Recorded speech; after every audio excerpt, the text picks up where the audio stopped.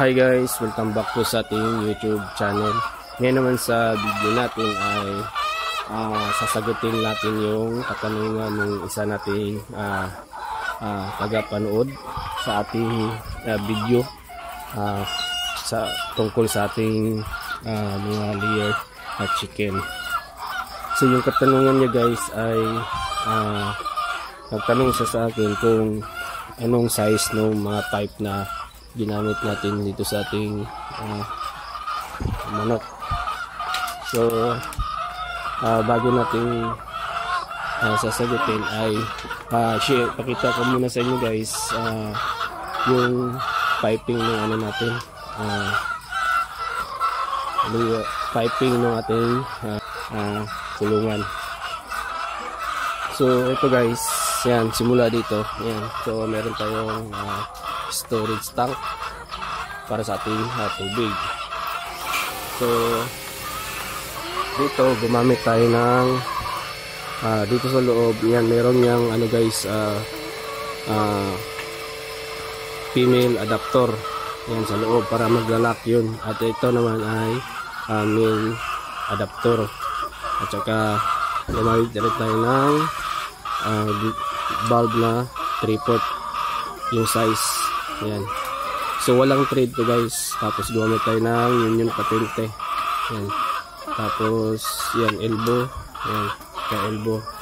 Yan. So yung size ng ano natin, yung pipe ay 3/4. Yan. So ano kasi guys, kaya gumamit tayo ng 3/4 na pipe dahil ito kasi guys, yung size ng ano natin, yung clip ng nipple drinker ay 3/4. So kasya yung 3/4 dito. Yan. Kaya fit na fit yung 3/4 dito. Maglalak talaga siya ng gusto. Yan. Ka-design kasi ito na pang 3/4. So yan. So yung size ng pipe natin, sulitin ko, ay 3/4 inch. So 3/4 inch yung size ng PVC pipe na ginamit dito sa ating layered chicken. So yan. Ayan guys. At ano ko rin guys, tips ko rin dito, pagka nag-install kayo ng mga nipple drinker sa layered chicken nyo, dapat sa gilid nyo ilalagay yung nipple drinker. So tulad dito, yan, sa gilid nilalagay ko. Ayan. Ayan. So ang purpose kasi dito, kaya sa gilid natin nilagay, para once na gaya nito, ayan. So once na hindi to tumulo o lumabas yung tubig dito, ang mangyayari kasi sa mga manok natin ay dito sila iinom. Yan. So dito sila iinom. So hindi pa rin mauuhaw yung mga alaga nating manok once na hindi to tumulo. Yan. So kaya tips ko sa inyo, sa gilid nyo i-install yung nipple drinker nyo. So, at ano rin guys, tuwing umaga dapat chine-check nyo yung bawat isa na nipple drinker so araw-araw nyo chine-check, or tuwing umaga chine-check nyo yung nipple drinker kung tumulo, para maiwasan natin ma-dehydrate yung mga alaga natin. So yan.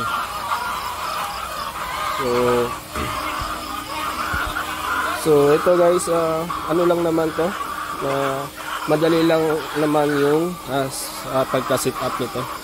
Yan. So ito guys, another tips ko rin sa inyo. Yan, so itong ano kasi natin, yung kulungan, yung haba nung isang ano niyan, diretso yan hanggang dito. Hanggang dito ay 12 feet. So bali dalawa yan, so 24 feet. So ang ano ko lang sa inyo guys, yung tips ko lang sa inyo, mas maganda pag yung dulo nung ano natin, yung pipe, so dapat ganito na lang guys, oh. Yan, yung diretso. Yan, so hindi na kayo gagamit ng yan, elbow. So idiretso nyo lang yan. So maglalagay lang kayo dito ng PVC ball bulb. So yan, so bali tatlo to. So ito yung sa baba, yan sa gitna. So saka yung sa pangalawa, sa una.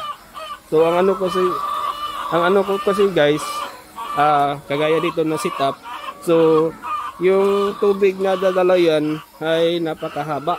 Yan, pababa pa siya, tapos iikot na naman. Ang nangyari kasi dito sa akin ay prone kasi na magbabara to. Hihina, may time na hihina talaga yung daloy nung pag nagdi-drain ka dito. So nagbabara. Yan, kasi gumagamit din kasi tayo dito ng mga vitamins. So yun yung nagkukos ng bara. Kaya mas maganda yan, yung simula doon, yan, diretso. Yan. So, dyan yung maglagay kayo ng valve doon sa dulo para diretso yung tubig pagka nagdi-drain. So, mabilis lang lumabas yung tubig. So, yan, sample ko sa inyo, yan. So, walang ano yan guys. So, dito lang yung drain niya. So, yan. So, tingnan nyo guys, oh. Kukunti lang yung lumalabas na tubig. So napakahina. So dati nung umpisa nito napakalakas nung tubig na lumalabas. Ngayon ang hina na. Kaya minsan guys ay itong pipe natin, so nilalagyan ko ng pressure. So para mailabas yung mga nakabara rin na or na yung namumuong mga lumot dun sa loob ng pipe. Kasi yun yung cause din na magbabara yung ano natin, yung mga nipple drinker. Yan. Kaya tips ko sa inyo, yan, mas mainam na diretso. Noon lang yung lagay nyo ng drain. So tatlong valve lang yung ilalagay nyo para diretso yung tubig pagka nag-drain kayo. So ang mangyayari nyan guys, dito, yan, so maglalagay lang kayo ng tubo dito, yan, diretso, tapos nakati, yan, ayan. So tiin nyo lang yan, at saka doon sa dulo yung labasan ng ano nyo, drain. So ayan guys, nasagot ko na yung katanungan ng ano natin, nanood sa atin sa ating video. So ulitin ko, yung size ng PVC blue pipe na ginamit natin sa pag-install ng ating patubig ay 3/4 inch. So yun yung size na ginamit natin. So ayan guys, kung may katanungan man kayo sa ating video, paki-comment na lang po at ating pag-usapan yan. So hanggang dito lang muna at maraming salamat po.